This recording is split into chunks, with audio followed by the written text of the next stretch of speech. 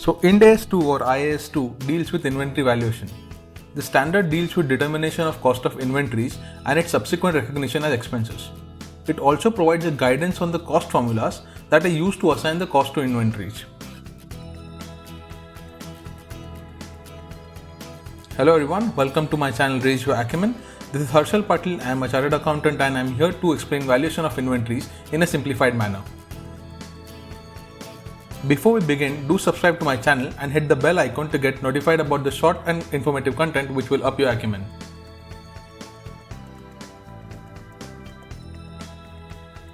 Now, what exactly is an inventory?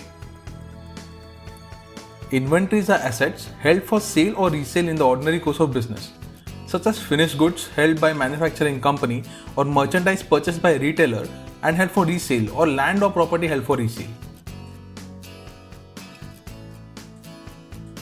Inventories are assets used in the process of production for such sale.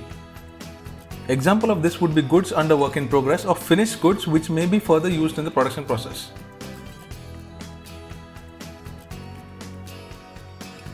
Inventories are assets in the form of materials or supplies to be consumed in the production process or in rendering the services.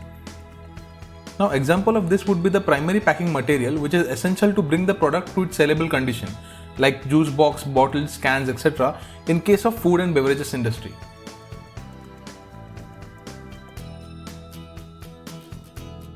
Let's take a look at how inventories are measured.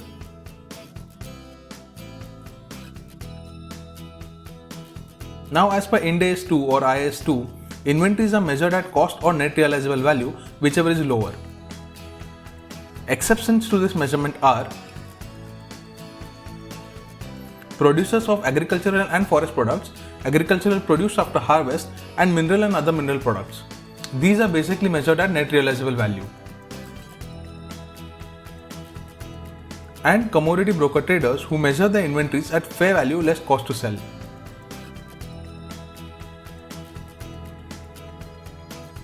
Moving on to the concept of net realizable value.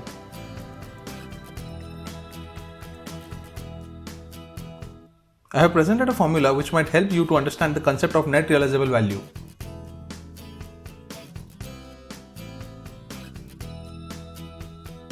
So, as you can see, the net realizable value is nothing but estimated selling price reduced by estimated cost of completion and estimated cost necessary to make the sale. Let us understand the difference between net realizable value and fair value. Net realizable value is a price which entity expects to realize from the sale of inventory in the ordinary course of business, whereas fair value is the price at which the same inventory is sold into the principal or most advantageous market. To sum it up, NRV is more of an entity specific value, whereas fair value is not.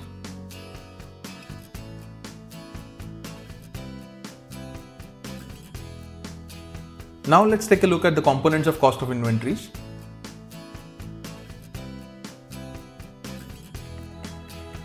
So the components of cost include purchase cost, conversion cost and other costs.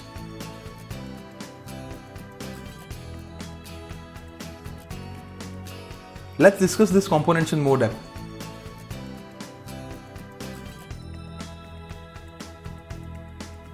Now purchase costs include purchase price, import duties or non-refundable taxes, transport and handling costs. Now we also deduct trade discounts and rebate from such purchase costs. Conversion costs include direct production cost, production overheads based on normal capacity. Now these fixed production overheads remain constant and do not change with the change in output.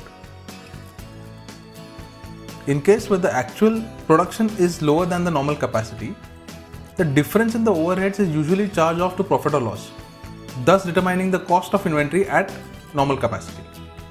And in cases of abnormally high production level, the amount of production cost per unit is reduced to normal capacity, so that they are not measured above cost. Cost of conversion also includes joint product cost. In case there is a byproduct, its NRV is deducted from the joint product cost.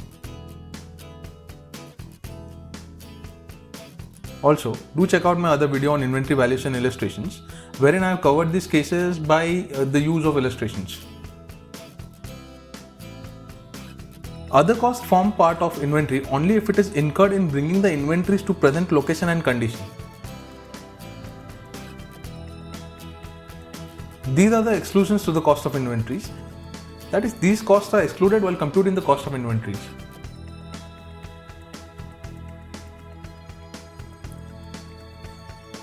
When inventories are bought on deferred settlement terms, the financing element, that is the difference between the purchase price for normal credit terms and the amount paid, is recognized as an interest expense over the period of financing.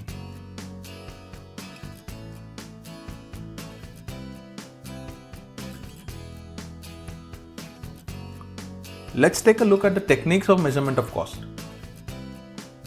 Now there is standard cost method, which takes into account normal levels of materials, labor, efficiency and capacity utilization. This method is generally used by manufacturers. And the other method is retail method, which is used where inventories in large numbers consist of rapidly changing items with similar margins. In this method, sales value is reduced by appropriate gross margin.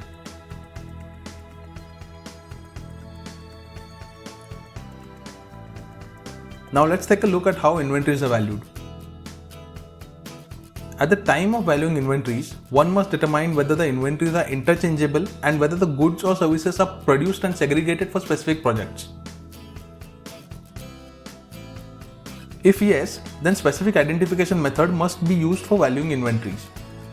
In this method, specific costs are attributed to the identified items of inventories. Now this is not practicable in many businesses.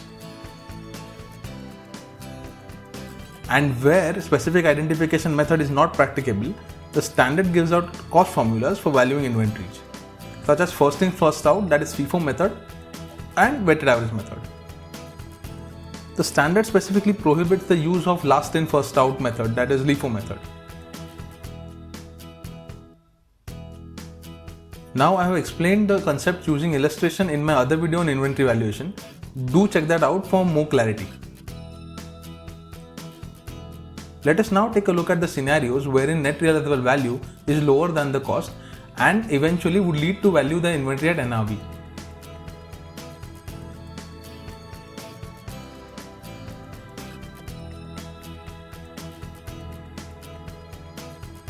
Let's understand how material and other supplies held for use in the product or inventory is measured when finished goods are sold at or above cost or at NRV.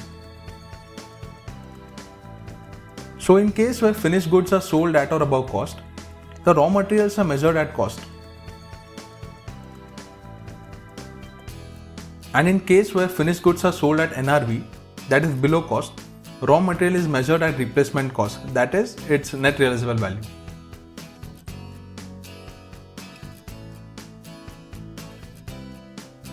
Let us understand when inventories are recognized as expenses.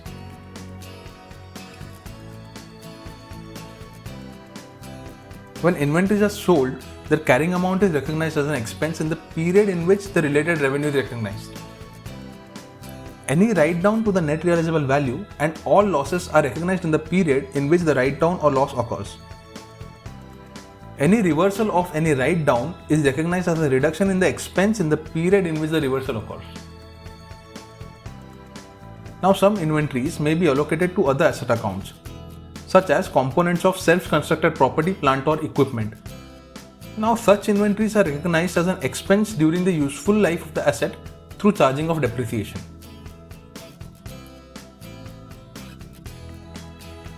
Well, this is it. This is what Ind AS 2 or IAS 2 tells us about inventory valuation. I hope you found this useful. Do check out my video on illustrations on inventory valuation. Also, do like and share and subscribe to my channel to get informative content. Do provide your suggestions, requests and queries in the comment box below. You can connect with me on LinkedIn. I have given my profile link in the description below. Thanks for watching.